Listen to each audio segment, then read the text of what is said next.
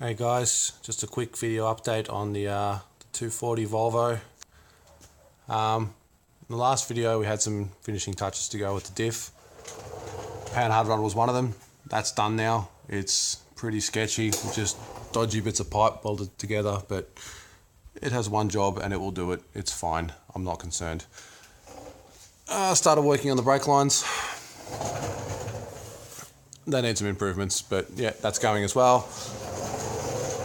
The tunnel's welded in and a bit of seam sealer for luck. Okay, quite a lot of seam sealer for luck, but that's okay.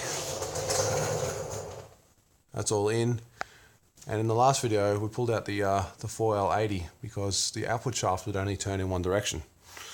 So I've pulled that apart now, and the first concerning thing we found is there are no clutches.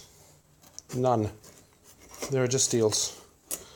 So someone has done some backyard shit with this gearbox.